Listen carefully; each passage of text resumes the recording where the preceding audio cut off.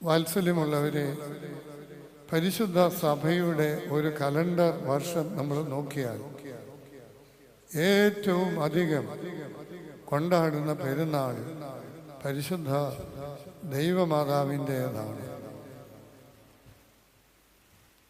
ജാനുവരി 15 വിത്തുകളെ പ്രതി, മെയ് 15 കതിരുകളെ പ്രതി, ഇതിൻ്റെ ഇടയ്ക്ക് മാർച്ച് 25 അറിയിപ്പിൻ്റെ അഥവാ വചനിപ്പിൻ്റെ പെരുന്നാൾ, ഓഗസ്റ്റ് 15 ദൈവമാതാവിൻ്റെ വാങ്ങിപ്പിൻ്റെ പെരുന്നാൾ.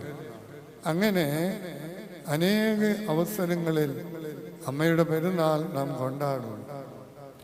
എന്തുകൊണ്ട് ദൈവമാതാവിൻ്റെ പെരുന്നാൾ ആവർത്തിക്കപ്പെടുന്നു എന്നുള്ള ചോദ്യത്തിന് ഒറ്റ ഉത്തരം മാത്രമേ നൽകുവാനായിട്ടുള്ളൂ.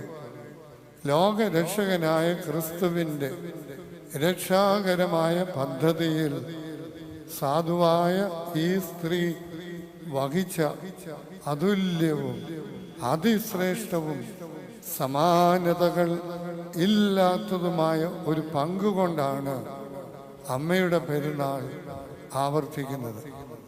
നമുക്കറിയാം, മാർച്ച് 25 ദുഃഖവെള്ളിയാഴ്ച വന്നാൽ പോലും രാവിലെ വിശുദ്ധ കുർബാന ചൊല്ലിയതിന് ശേഷമേ ദുഃഖവെള്ളിയാഴ്ചയുടെ ശുശ്രൂഷകൾ ആരംഭിക്കുകയുള്ളൂ.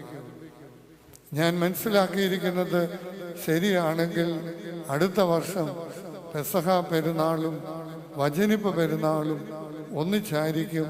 വചനിപ്പ് പെരുന്നാളായിരിക്കും നമ്മൾ കൊണ്ടാടുന്നത്. അത്രമാത്രം പ്രസക്തമായ ഒരു പെരുന്നാളാണ് ഈ വചനിപ്പ് പെരുന്നാൾ എന്നുള്ളത്. ബാലികയുടെ അടുത്ത് ഗബ്രിയേൽ മാലാഖ വന്നു നിന്നുകൊണ്ട് അവളുടെ ജീവിതത്തെക്കുറിച്ചുള്ള ദൈവത്തിൻ്റെ ഉദ്ദേശം വെളിപ്പെടുത്തുക. യൗസേപ്പിന് വിവാഹം നിശ്ചയിക്കപ്പെട്ട ഒരു സ്ത്രീ തൻ്റെ വ്യക്തിപരമായ വിവാഹ കുടുംബ ജീവിതത്തെക്കുറിച്ച് പ്രതീക്ഷകളോ സ്വപ്നങ്ങളോ ഒക്കെ ആയി കഴിഞ്ഞിരുന്ന ഒരു പെൺകുട്ടിയോട് ഇതല്ല നിന്റെ ജീവിതത്തെക്കുറിച്ചുള്ള ദൈവത്തിൻ്റെ പദ്ധതി മറ്റൊന്നാണ് എന്നവളെ അറിയിച്ചു. ലോകപ്രകാരം ലോകത്തിൽ ഇതുവരെ കേട്ടിട്ടില്ലാത്തൊരു സംഭവമാണ്. അതുകൊണ്ട് അവൾ അതിനുള്ള മറുപടിയൊക്കെ പറഞ്ഞു. മാലാഖ അവളെ ധൈര്യപ്പെടുത്തി. ഇതൊരു ദൈവിക പദ്ധതിയാണ്, ഇത് പരിശുദ്ധാത്മാവിനാൽ നടക്കുന്ന ഒന്നാണ്, ലോകത്തിൻ്റെ രക്ഷകനാണ് നിന്നിൽ നിന്ന് പിറക്കാൻ പോകുന്നത് എന്ന് പറഞ്ഞപ്പോൾ പിന്നെ അവൾക്ക് ഒന്നും പറയാനില്ലായിരുന്നു. അവിടുത്തെ വാക്കുപോലെ ഭവിക്കട്ടെ. ഓരോ ജീവിതത്തിനും ദൈവം മുൻപാകെ പറയാനുണ്ടാകേണ്ട പ്രാർത്ഥന ഇത് മാത്രമായിരിക്കണം. നിന്റെ ഇഷ്ടം നടക്കണം. ദൈവഹിതം നടക്കപ്പെടേണ്ടതിന് അവളുടെ ജീവിതം വിട്ടുകൊടുക്കുകയായിരുന്നു. ദൈവത്തിൻ്റെ പദ്ധതി, രക്ഷാകരമായ പദ്ധതിക്ക് തൻ്റെ ജീവിതം അവൾ വിട്ടുകൊടുക്കുകയായിരുന്നു. നമ്മെ ഓരോരുത്തരെയും കുറിച്ചുള്ള ദൈവത്തിൻ്റെ ഏറ്റവും വലിയ ആഗ്രഹം എന്താണെന്ന് ചോദിച്ചാൽ ദൈവഹിതത്തിനും ദൈവിക പദ്ധതിക്കും ചേർന്ന് നിൽക്കുക. ദൈവഹിതത്തിനും ദൈവിക പദ്ധതിയുടെ മുമ്പിൽ ശിരസ് നമിക്കുക. ഞാൻ ഈ കഴിഞ്ഞ ആഴ്ച 3 ദിവസം തിരുവനന്തപുരം കാരുണ്യ ഗൈഡൻസ് സെന്ററിൽ ആയിരുന്നു. അവിടെ വലിയ തിരുമേനയുടെ ഓർമ്മയും ഒരു 116 പേർക്ക് ചികിത്സാ സഹായവും കൊടുക്കുന്ന ഒരു മീറ്റിങ്ങും ഒക്കെ ഉണ്ടായിരുന്നു. ഞാൻ അധ്യക്ഷനായിരുന്നു. വൈദികർ പ്രസംഗിക്കാനുണ്ടായിരുന്നു. ഇത് രണ്ടും കഴിഞ്ഞ് ഞാൻ പറഞ്ഞു, നിങ്ങളിൽ ഒരു 150 പേരോളം നമ്മുടെ കൂടെ താമസിക്കുന്നുണ്ട്. നിങ്ങളിൽ ആർക്കെങ്കിലും 2 വാക്ക് പറയാൻ ആഗ്രഹിക്കുന്നു എങ്കിൽ നിങ്ങൾക്ക് വന്ന് സംസാരിക്കാമെന്ന് പറഞ്ഞു.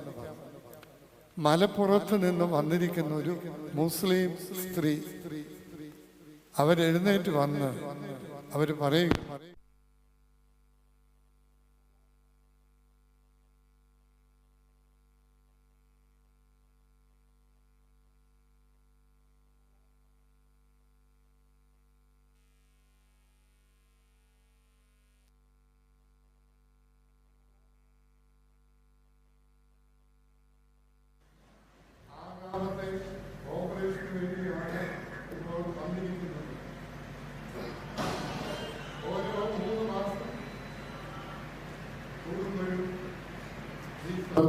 ചെയ്യണം.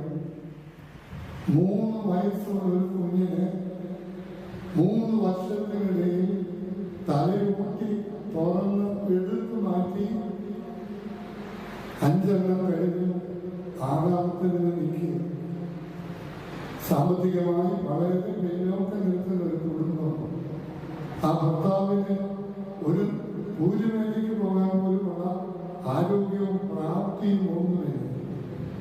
ആ സ്ത്രീ എന്റെ വാക്കുകൾ കേൾക്കണമായിരുന്നു. ഞാൻ അക്ഷരാർത്ഥത്തിൽ സ്തബ്ധനായി പോയി.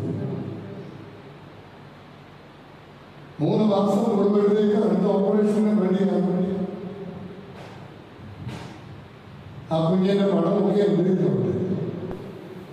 നോക്ക്, ആ സ്ത്രീ ഒരു പരാതിയും പറയുന്നില്ല. ആശുപത്രി വരേണ്ടപ്പം ഞങ്ങൾ ഇവിടെ വരും, ദൈവം നടത്തുന്നു. കഴിഞ്ഞ ദിവസം വേറൊരു ആവശ്യത്തിന് ഞാൻ വിളിച്ചപ്പോൾ എന്നോട് പറയുകയായിരുന്നു, തിരുമേനി, ഈ 3 വർഷം കൊണ്ട് ഞാൻ ഇവിടുത്തെ പ്രാർത്ഥന മുഴുവൻ കാണാതെ പഠിച്ചു. ഞാൻ അതാ ചൊല്ലുന്നത്. അതെനിക്ക് ഒരു വലിയ സമാധാനമാണ്. പറ്റുമോ? ഒരു പരാതിയില്ല, ഒരു പരിഭവമില്ല. എന്തുകൊണ്ട് ഞങ്ങൾക്കിത് വരുന്നു? ഇതിനൊരു ശമനമില്ലേ? ഇതിനൊരു അന്ത്യമില്ലേ? ഒന്നുമില്ല. ദൈവം ഞങ്ങളെ നടത്തുന്നു. നമുക്കെത്ര പേർക്ക് അത് പറയാനുള്ള ധൈര്യമുണ്ടാകും? ജീവിതത്തിൽ ദൈവഹിതം നടക്കട്ടെ. ദൈവഹിതത്തിന് സമർപ്പിക്കപ്പെട്ടത് മുതൽ അവളുടെ കണ്ണുനീര് തോർന്നിട്ടുമില്ല. അങ്ങനെയുമുണ്ട്.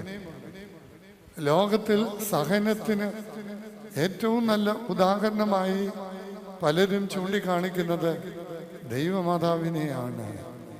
അതൊരു സഹനത്തിൻ്റെ ജീവിതമായിരുന്നു. ഞാൻ ദീർഘിപ്പിക്കുന്നില്ല.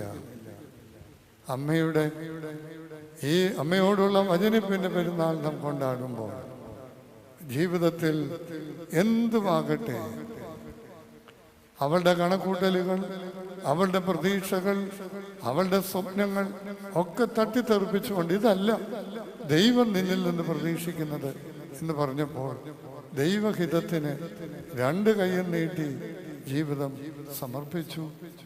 അതിനാലേ തന്നെ എല്ലാം മകനു വേണ്ടി അവൾ സഹിക്കുകയും ചെയ്തു. ഈ അനുഭവം നമ്മുടെ ആത്മീക ജീവിതത്തെ ബലപ്പെടുത്തുമാറാകട്ടെ. പ്രിയമുള്ളവരെ,